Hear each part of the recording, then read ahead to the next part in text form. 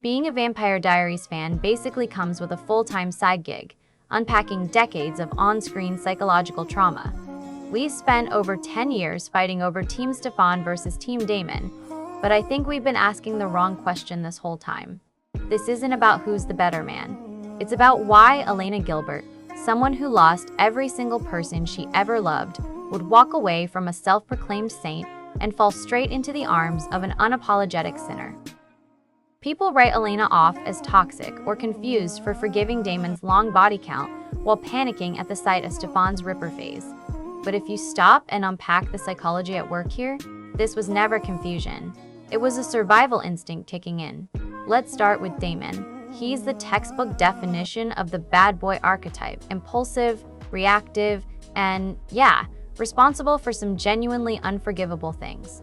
But here's the truth. No one says out loud, Damon's darkness is performative. When he snaps a neck or goes on a bloodbender, you always know exactly why.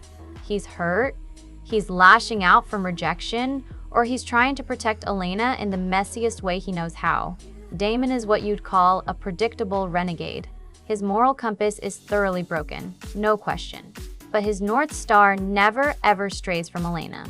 Even at his most villainous, every choice circles back to her.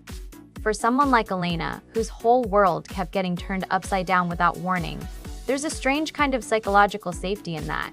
You can brace for a storm. You can't brace for a total void.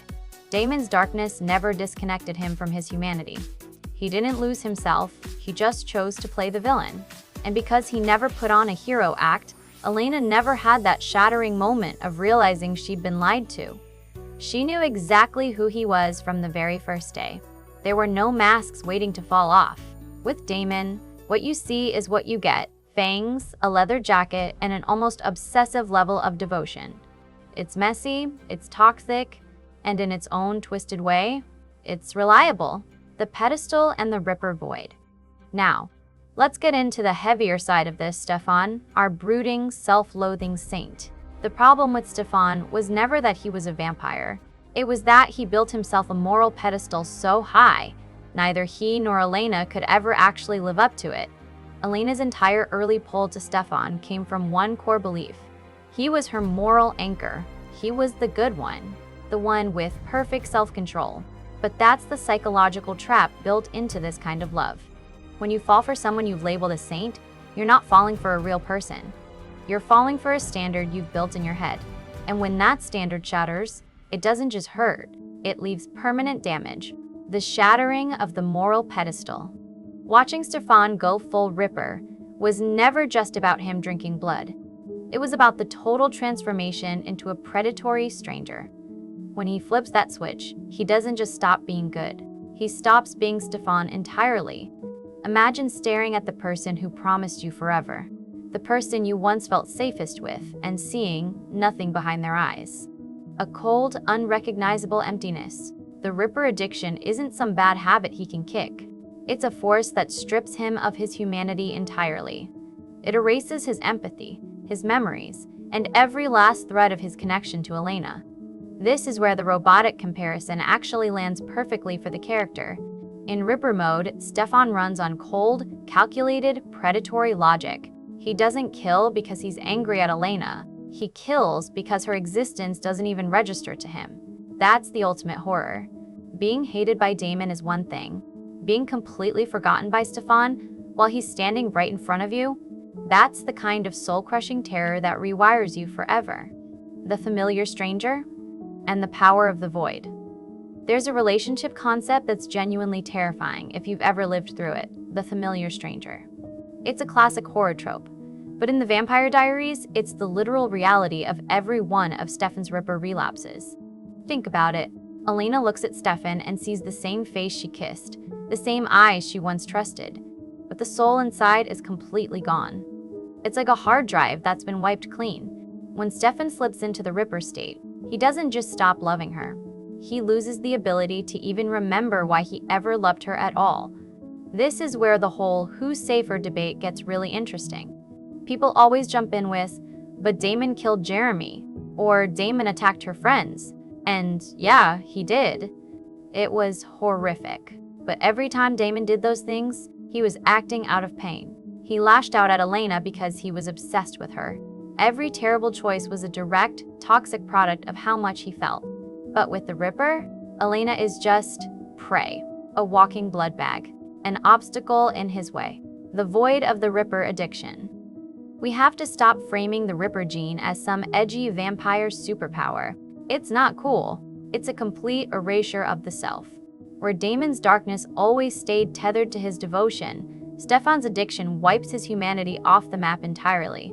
There's one specific moment in the show, you know exactly which one, where you can watch the light die in Elena's eyes. It's the second she realizes she no longer factors into Stefan's choices at all. For a girl whose whole life has been shaped by people sacrificing themselves for her, learning her epic love can just flip a switch and forget she exists is a level of rejection most people can barely fathom. Damon's darkness was a fire. Hot, burning, undeniably dangerous, but you could always see it coming. Stefan's darkness was a black hole. It didn't just burn you. It consumed everything in its path until nothing remained. Elena feared Stefan's darkness because it was the only force in the world stronger than his love for her. And honestly, can you blame her? Who wants to spend a relationship waiting for the person they love to turn into a monster who can't even remember their name? This is the final nail in the coffin for Stelina, and the exact point Delina became inevitable. It wasn't that Elena suddenly developed a thing for bad boys, it's that her entire definition of safety had been completely rewritten.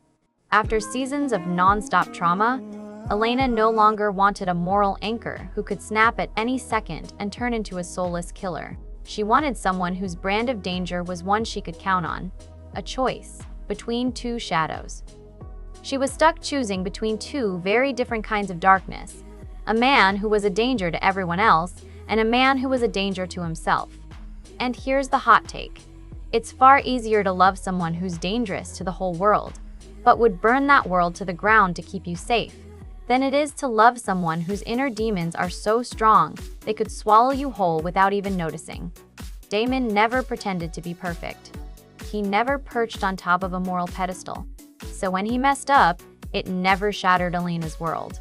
She already knew exactly where his flaws were. But Stefan's fall from grace? That was a seismic event. It destroyed the one thing Elena needed more than anything, the belief that there was someone good enough to save her. By season 4, Elena has to face the truth. The safety Stefan offered was never real. It was a fragile mask held together by nothing but willpower. Damon, on the other hand, offered a different kind of security. The kind where you always know exactly where you stand, even if that place is in the middle of a graveyard. At the end of the day, the Ripper arc is still the most chilling cautionary tale in the entire TVD universe. It's a harsh reminder that the scariest ghost isn't the one haunting an old house. It's the one living inside the person you trust more than anyone else in the world. Elena didn't choose Damon because she lost her way or fell for the bad boy act. She chose him because she was tired of living in fear of the unseen emptiness. She chose the fire she could see coming over the darkness she could never outrun.